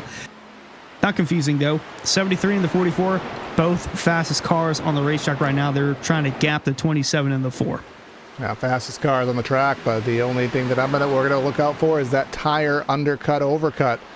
We are down about 1.3 seconds on our race pace right now for Barron, so we'll have to keep an eye on that as this race is starting to reach its final third here. Lap number 88 gives us the opportunity to shout out another one of our sponsors here at the High Banks Podcast. Just 2 blue-collar guys, Nick and Alex, talking about NASCAR and more. Listen to episode 228 with Jacob Bell. That is available on Spotify. So again, helping out some of our partners here in the area iRacing series as we have a battle here for the 3rd position. It's going to be Beckner and Bolton. It looks like Bolton will get that spot move into P3. Beckner in 4th, and he's going to get passed by Marin. Marin actually gaining a little bit of time here as I thought he was going to start losing it. Marin doing the best he can, although he is about 2.5 seconds in arrears of the leader. He's kind of found a new gear here as I'm looking back on the last lap chart. Sebastian Marin, a 25.7, only a 10th off the leader. So it's really the difference of lap times here is really quite interesting for him. Going a little bit further back, Daniel Day, who was a top 5 driver for a majority of the race, now outside of the top 10, getting passed by Braxton DeWeese. DeWeese was involved in some kind of skirmish a little bit ago, but he has recovered nicely. Day back to 13th. Here we go up front, and Sebastian Marin has found a new life. He's now back to the 3rd spot. He passed Beckner, he passed Bolton, he pulled away from that massive pack of vehicles, And now he's making a new surge and running laps faster than the race leader.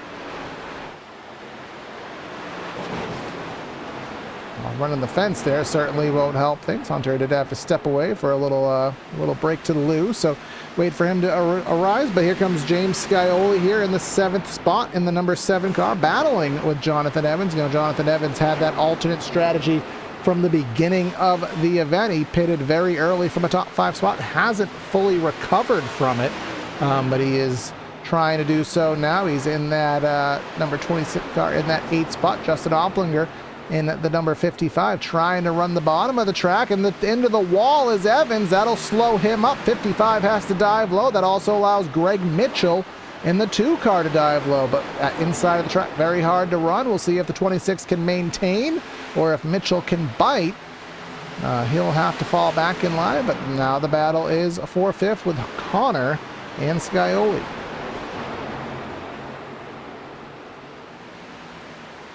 Scioli will make that pass, move into 5th. And again, still very confused here. Of course, there is a little bit of wall contact for the number 24, but we'll pull up one more time on our ticker and just look at where did these lap times come from. Sebastian dropped so far back. We thought, you know, with those old tires, and just to show you, I'm not making anything up here, 71 laps on those tires for Sebastian Marin, compared to 42, but he's running now very, very comparable pace to what these leaders are doing, who have 30 lap fresher tires. So, and he's actually closing in a little bit now. It was 2.3 seconds. Now it's down to 2.1. Now it's sub 2 seconds, or kind of right around that. So this last second life spurt by Sebastian Marin, absolutely terrifying for these drivers, that he can run this fast on this much older tires this late in the run. Just absolutely impressive.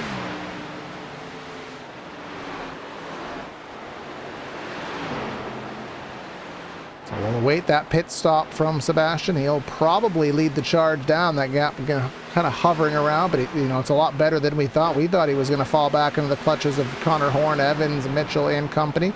It's just kind of going through a little bit further back. Daniel Day first into the pits. Remember, he had dropped back outside of the top 10, and now he will take his number 61 car to the pits and exit. He will be 1 lap down, hoping that this goes through without a caution. We have certainly cleaned this up.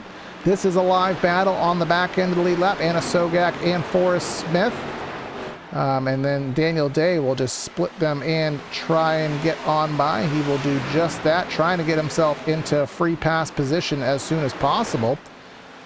Brady Wellerman coming into the attention of his crew here, so we will wait for first blood up front.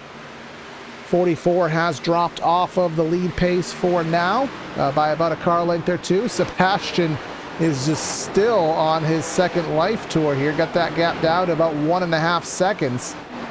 And last time by, 0.2 of a second faster than the field on those 30 lap tires. I know I repeated it, but it is just such an amazing storyline. As far back as he dropped, he knew what he was doing, must have been saving those tires, and now he's using them at the end.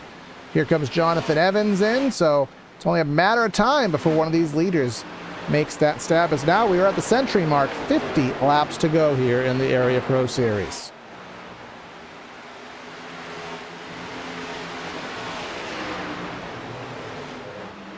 As things get spicy here in the back end of the race, again, one of our sponsors here, rickshotsauce.com. Head over to rickshotsauce.com for some of the best hot sauces made in South Florida. Check out Lokahatchee Classic, Golden Garlic, Palm Beach Pineapple, or South Beach Heat. You can follow the Rick's Hot Sauce Rookie of the Year Battle of the Cup Series on Monday nights. See who takes home the prize as the highest finishing rookie. $100 prize there in the rookie standings. That is in the Monday series, rickshotsauce.com. But again, a spicy battle here for the lead. They're getting through traffic. That's Forrest Smith in the 15. And that is going to allow the 44 to get right to the back bumper. Here comes Anna Sogak here up top, forcing the leaders down low. All the while, Marin down to sub 1 second. He is here. He is back. Not back in black, back in purple, but he is going to be in the charge here. Oh, the 44 dives it underneath of Anna Sogak. They're trying to keep the position. He wanted the proper corner entry.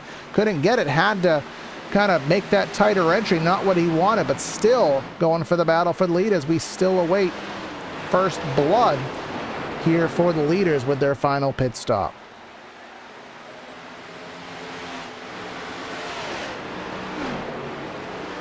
Battling back here in the 9th position. It's Travis Beckner on the bottom. He wants it. Braxton Deweese has it. They will battle here, and look at Braxton going all the way up top. But here we go, battle for the lead just about. They were as close as they could physically be. Marin here in 3rd, slicing and dicing through this traffic. Absolutely amazing that he can slice and dice on these tires that are 80 laps old. Just, absolutely floored. And if you're one of these Nichols drivers up here, you have to be floored as well. Say, what do we have to do to beat this guy? We got better tires than him, and he's still faster than us. But here comes Zach to the inside. I think he's going to try to use the 39 as a pick, going down to the bottom of the track through 3 and 4, going door to door. And no, Zach is going to pull the pit card. Marin's going to follow him. Look at Marin chasing down Zach to the cone there. Hopefully not speeding, but Marin definitely trying to gain as much time back, and you have to imagine Jake has to follow this time by. He can't lose any more time. No, not in the midst of pit stops. You got to get that on top, whether you're the leader or whether you're just trying to stay with strategy. You don't want to lose too much time if you continue to stay out. He stayed out, and I know you were gone for a minute there, but it was amazing to see, Hunter, because Sebastian Marin on those 30-lap older tires was actually closing down on Jake and Zach. Got the lead down to 1 second on those 30-lap tires. He found a second wind, which is going to be terrifying for these guys. And what's also going to be terrifying is if you're Jake Nichols, you are costing yourself a ton of track position now. But they have exited the pits.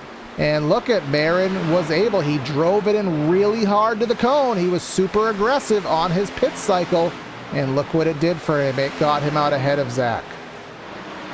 Yeah, big on the racetrack there, looking for his 3rd win of the season, and gotta do what you gotta do, whether you make it up on pit road or you cut it close with sliding in and out of your box.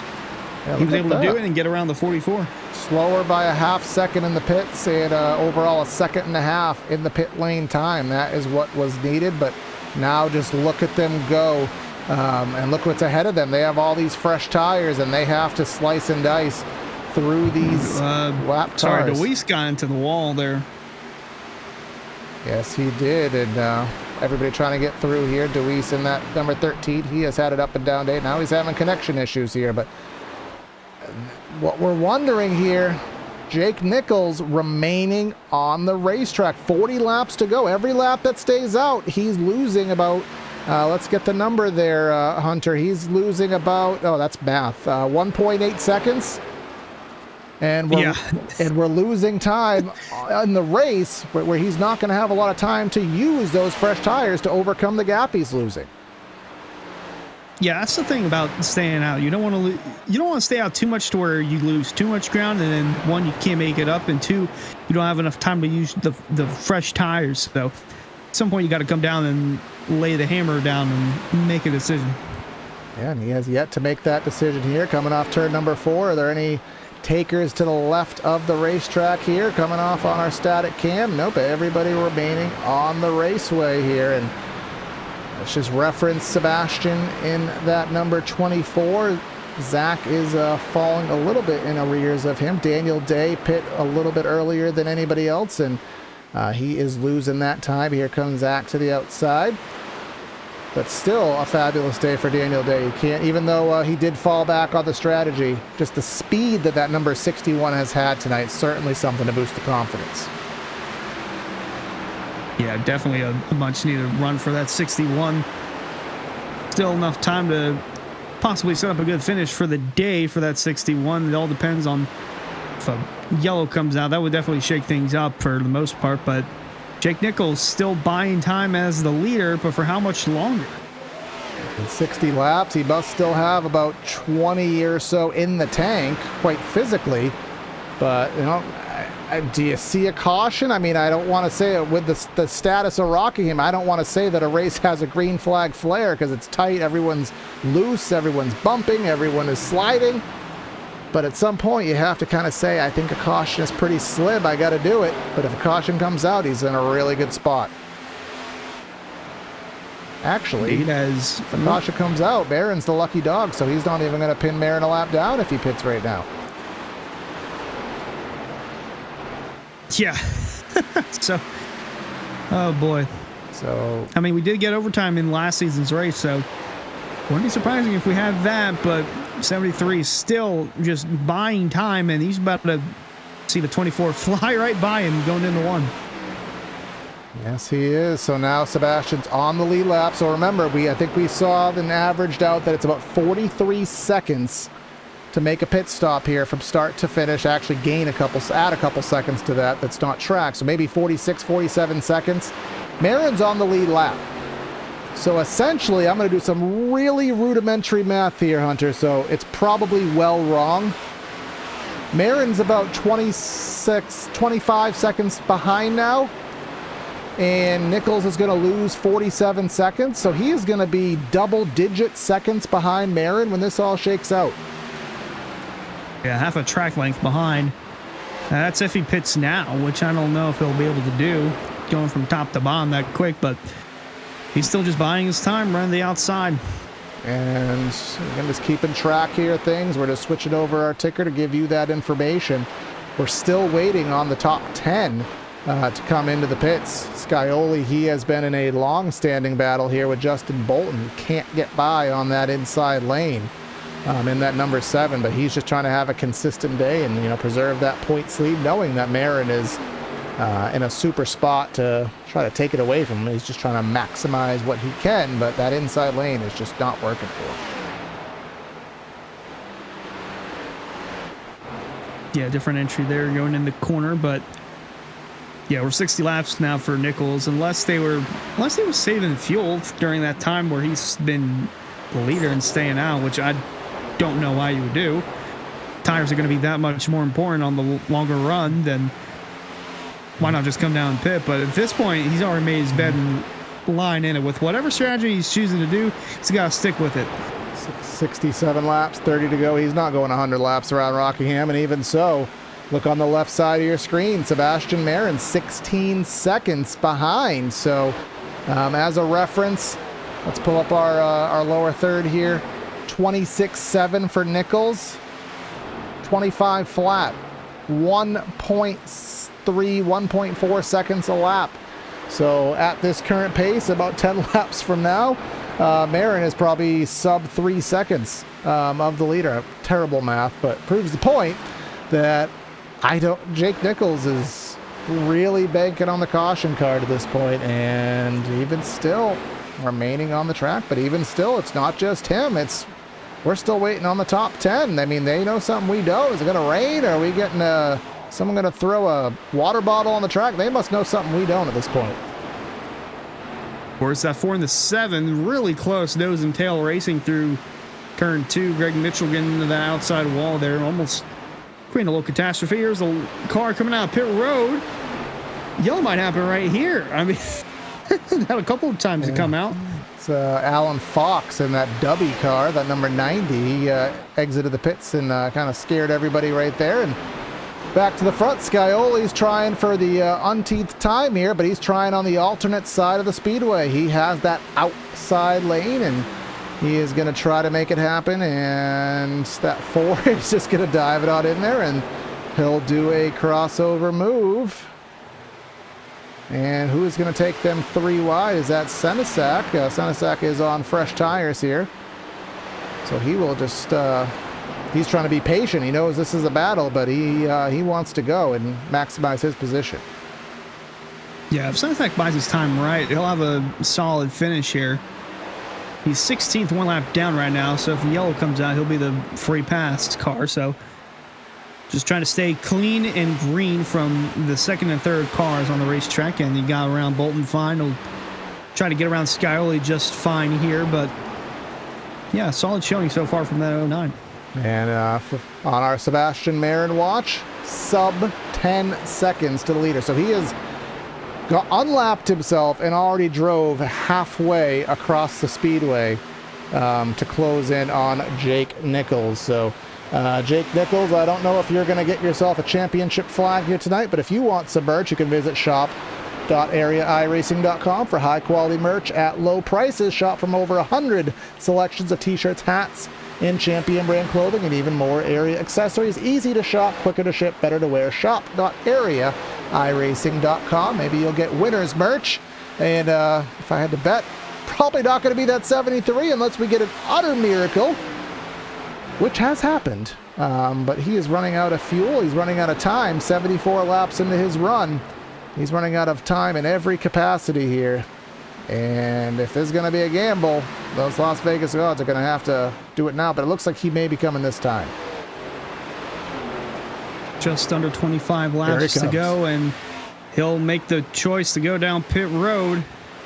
Oh, big slide trying to get it under pit road speed, but not sure if he'll have enough time to use the tires to his advantage to possibly have a shot at winning.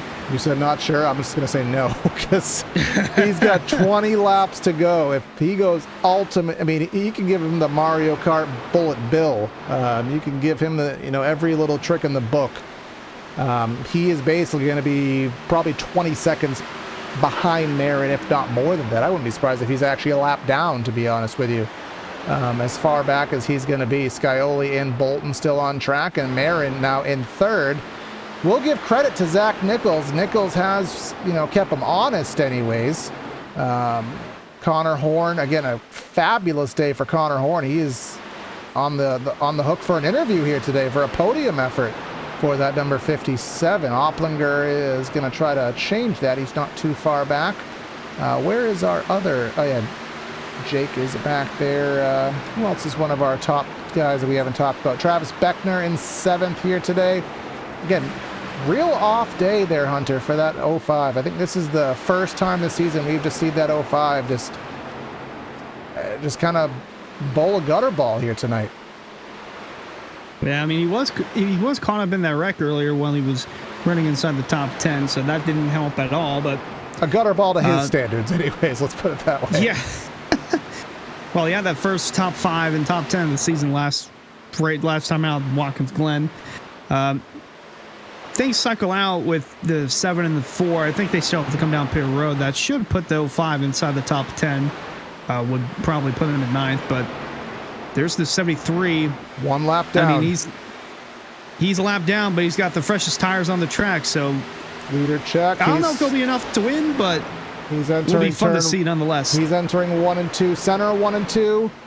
Marin is center of the back, so that's going to be the ultimate battle. He's going to have to gain all that time, and Marin's got to keep it out of the fence. But he does have a 3/4 second lead of a buffer right now. Still waiting on Scioli and Bolton to come into the pits. They are 71 and 80 laps into their runs respectively.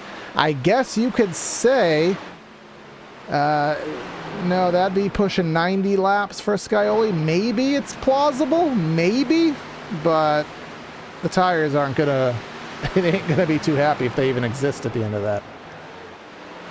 No, no, they'll be screaming for mercy, if anything. Looking through some guys still trying to have a productive day as far as finishing goes, and they're second up for grabs, not for long, as Marin's going to go around Bolton. Yep, and that puts him up to P2. And remember, P3 hasn't pit, Bolton hasn't pit yet, so he's going to be pushing 2 laps down when this is done. The strategy call, the Larry Mack playbook. I don't know what it is, the last caution count here, but I think the Larry Mack playbook, whatever it is, I guess there isn't one because this is a new combination for the real world, but either way, not seeing a green white checker today, but just because I said that, it'll probably happen. Let's find some battling going on to showcase here. Reese Schaefer driving by, or attempting to drive by, Daniel Day. That is a battle for the 12th spot. And who's ahead of that in a damaged automobile? Number 50, Casey Lakatis. I don't think we've talked about him much today, but he is 3 laps down in the number 25th position, and that number 50, again, that PTR TV on the quarter panel, so much appreciated there. He's going to get out of the way and out of these guys. Race summary right here. Our race recap with 15 laps to go. We've had 6 cautions for 18 laps, 3 leaders, 3 lead changes, and no surprise, Fasten fast lap is Sebastian Marin at a 24:43. Oh boy, look at Jake Nichols. You just saw him go around Marin. He's about to fly around the 7 of Skylerly as well, but top 3 all right in this picture. Jake Nichols is going to have to do a lot more if he wants to have a shot at winning, because the leader of the race about to be the 24 Marin. Yeah, he is. Oh my gosh. I mean, night and day difference right there. Now, here comes Scioli. Remember, he hasn't pit yet, so he's lost everything now. He is just preying on that caution. Let's pull up laps one more time on our ticker. 25:73, and then if we have to wait for it to scroll down to that 73 car. He is in the 17th spot. He ran 1 second faster. So if you do 1 second times 10, it does not equal 23 seconds. So it's going to be a salvage effort for Jake Nichols. Maybe he can get himself back to 5th or 6th. That's probably going to be his peak if all goes according to plan. Yeah, it'll have to be probably about 2 seconds a lap if he wants to close the gap up that quick, but not going to be enough for a win. Yeah, big moment there for Beckner. Yeah, he got really, really sideways there off of 1 and 2, and John Forbes getting by. Not sure if there was contact there, but either way, everybody got through. That's the 23 looking to the inside. He's a lap down. That's Francis Hamilton there. All for naught. Is that a battle up in this position? Yes, it is. Jonathan Evans and Opplinger, they're battling for the 6th spot. Connor Horn talks about him maybe getting a podium. That podium looks like it's going to be for naught, because here comes Evans to his outside. Jonathan Evans there, salvaging a possible top 5 effort, because there's Connor Horn trying to get by, and actually he's losing ground. Opplinger about to have a look underneath the 57 for that 6th spot. And then John Forbes Jr. with a solid day in the 8th position.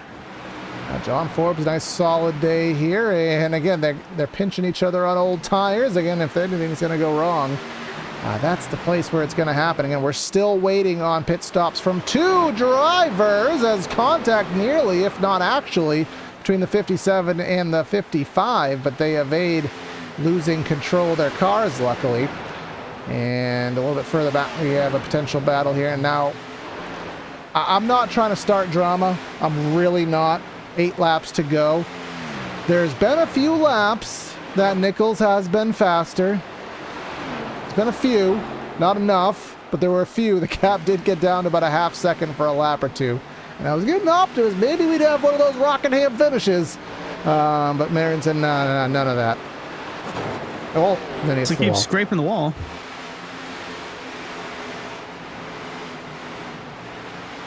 6 laps 6 to go. If he keeps scraping that wall, it's definitely going to bring in the 44. And we got lap traffic. I mean, a bunch of lap traffic up the road, so could get a little chaotic here. Yeah, lap traffic. I mean, you'd expect at this juncture they'd be cordial, but again, some of them are racing for positions. The 6 is going to get right in the lead. The 15, no, it's Forrest Smith. He got right in the lane of Marin there, because obviously everyone wants the top of the track, but didn't slow him down at all. But this is where it's going to get a little bit interesting here, because now this is Schaefer, this is Falliker, Senesac, this is all 15th through 19th, essentially, back end of the lead lap.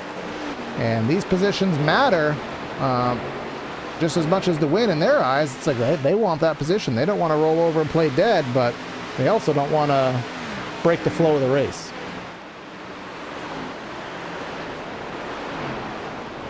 On the outside of that's Anna Sogak there.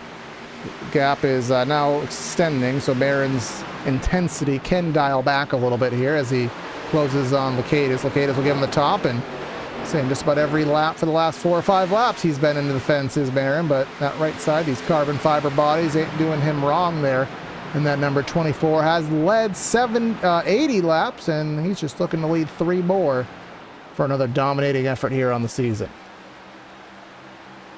Indeed, as again, this will be his 3rd win of the season, so halfway through, after this race is done, halfway through the regular season for the Pro Series, and If he can hold on for another 3 or 2 laps, then he'll have won half of the races so far. I say that because they're almost wrecking in turn 2. It's getting close, but we've only got one more lap to do so before Marin sees that white flag. Whoa! I think that was...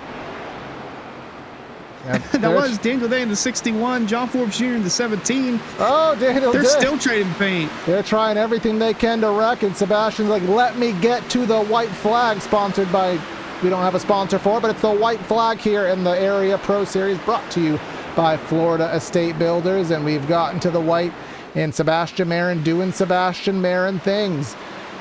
Already won 2 races on the season, and when he wins, he dominates, and that was the name of the game here today. The strategy was at question. He pulled it off, though. He did everything right. He went when he needed to go, and he is going to get the win here in the Pro Series at The Rock. Nichols second, and James Scioli, against all odds, stayed out and gets himself on the podium. And then behind him as well, Bolton and Evans battling for that 4th position in a photo finish. Give it to the 4 as they're wrecking into 1. Bolton stayed out as well, so he manages to get a top 5 finish out of all that. And then Jake Nichols will come home P6 after that late pit stop. Yeah, exactly that. So again, full credit to Scioli, because we were not very sure about how late he was going to stay up, but he knew he had the fuel, and you know, that's why these guys are pros, and that's why they are upper echelon. They know the strategies, they have the guys, they have the plans and the numbers. But none of that can beat that 24. And holy, that is the fastest donut I think I have seen on iRacing in quite some time. Aaron has got a little bit of practice doing this.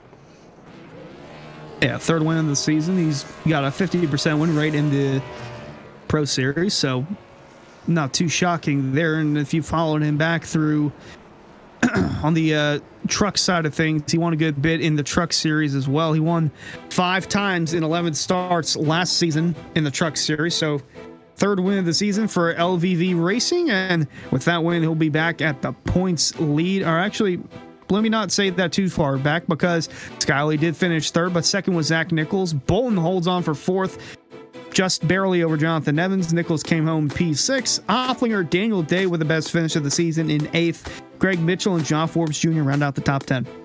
11th place, we'll find the likes of Travis Beckner. Connor Horn, we thought he just dropped back with the strategy there, but he had a really, really good run overall.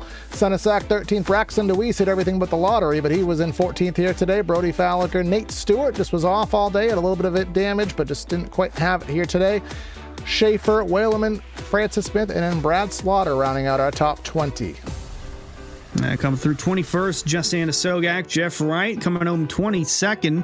Boris Smith, Devin Johnson, Casey Licata's top 25, and then Alan Fox, John Furness, Blaze McKinney, Michael Venable, and Andrew Payne, the top 30. And just rounding out things here today, we got Ryan Andrew 31st, Jimmy Cocker in 32nd, Philip Grona 33rd, our not American Sander Nyhoff in 34th. I promise I'll get it fixed. I didn't forget. 35th is Garrett Grant, Nico Servideo in 36th, and then Pierce, Brown, Weishart, and Okresic rounding out the 40 cars that took to the Rockingham Speedway today. Well, I don't know if you've already run down there, Hunter to Victory Circle, and found Sebastian. And I mean, we kind of already have him speed dialed at the current rate, but here he is in Victory Lane. Yeah, don't have to go too far to find Sebastian Marin coming home for his 3rd win of the season here at Rockingham. I mean, start to finish, it seemed like just a perfect race for you. Take me through your day at The Rock. Yeah, man. Yeah, the race started out pretty good. Obviously, I lost the lead on lap 1 to Nichols, and then I wanted that clean air back, took it, and just really drove into the unknown. I didn't know how hard I could push. And then, to be honest, I'm kind of glad I got that yellow, because I pushed a little bit too hard, and Nichols was catching me at a rate of knots. I think I was going to start free falling a bit there.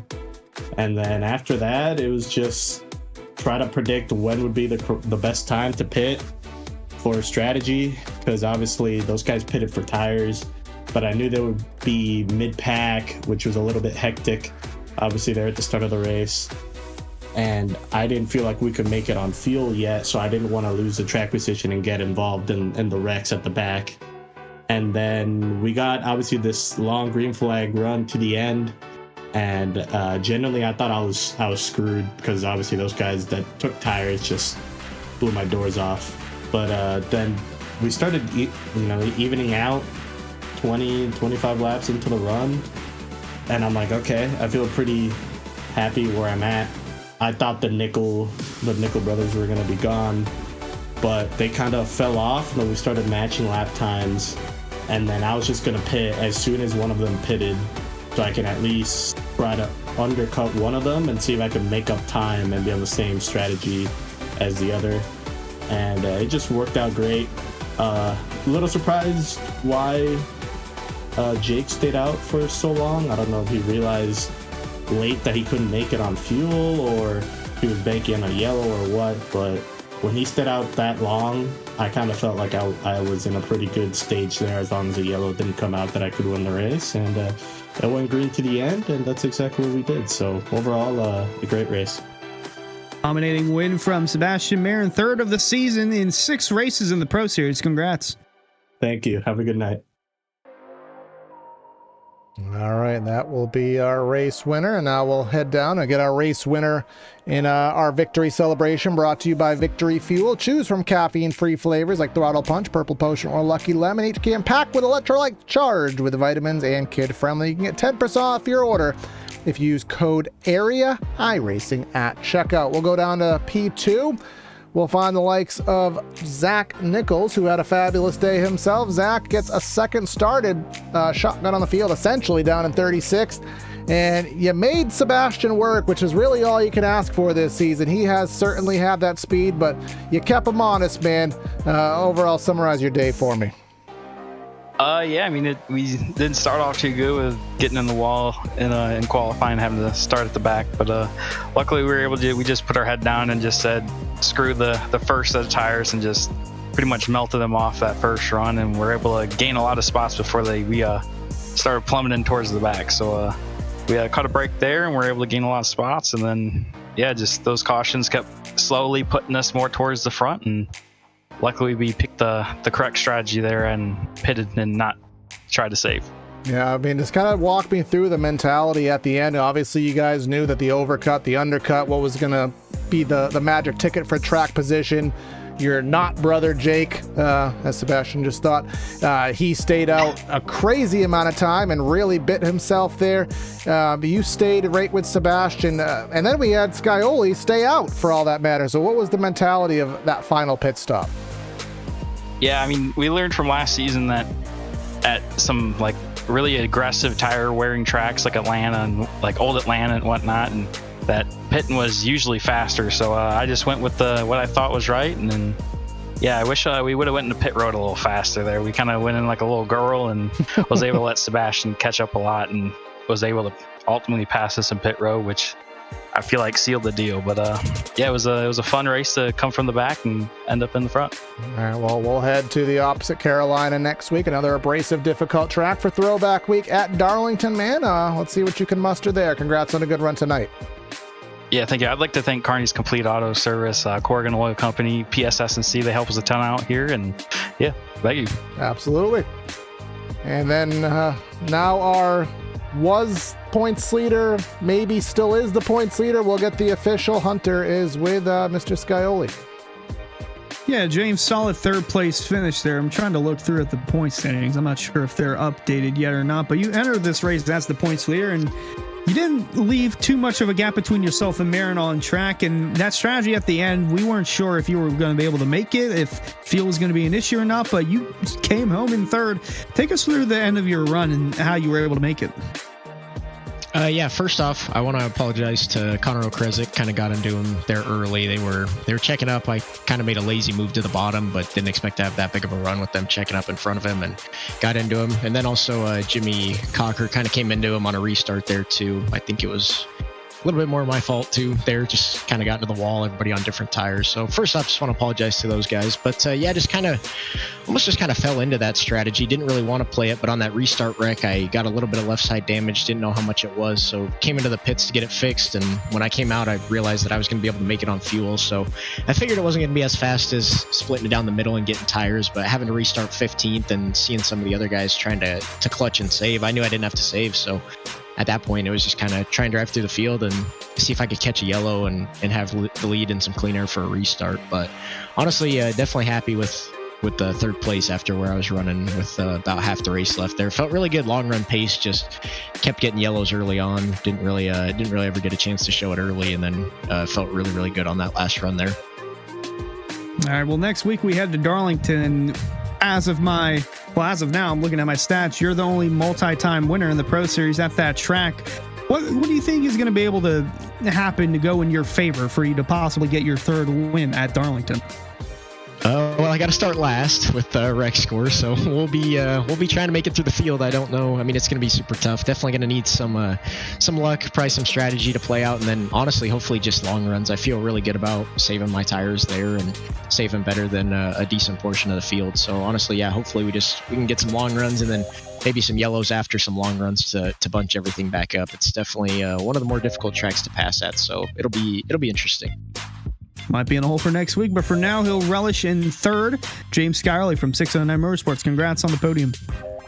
Thanks, and want to thank you guys before I jump off. Thanks for the broadcast and everything that you guys have been killing it this year. Thanks to the admin team for taking some time and helping us out. Shout out to Matt Liveries for the paint scheme, Simrap Market for being on the car, and 609 Motorsports. I know Jake finished 6th, and I think Connor ran out late, but he had a top 10 run going, had pretty good long run speed. So shout out to those guys, and hopefully we're talking to you guys again next week after starting in the back.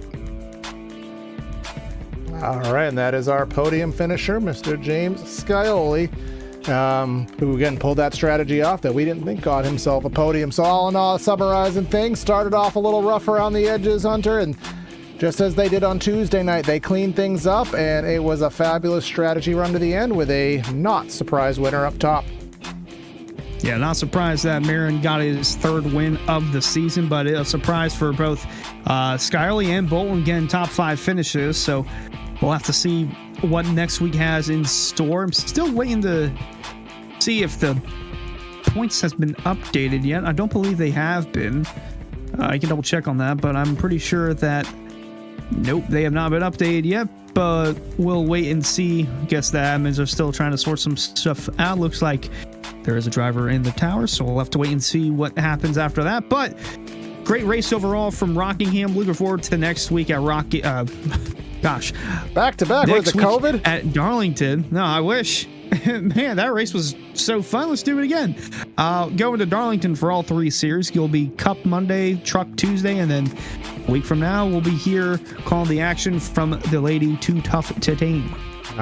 Maybe I'll have to bust out the throwback overlays. Who we know, we'll have some fun next week too, as the drivers will. But like, share, comment, subscribe if you're on the PTR TV. Like us on YouTube, trying to get to 1,700 subscribers. If you're on Facebook, like our Facebook. If you're on Twitch, consider following and subscribing for $5 a month here on the Area iRacing Twitch. And we will be live, and next week, I believe on Monday night, we'll be live with Sim 500, and we'll start the whole week of racing all over again. It's going to be Corey and Hunter signing out of the booth. Have a great night, and we'll catch you next time.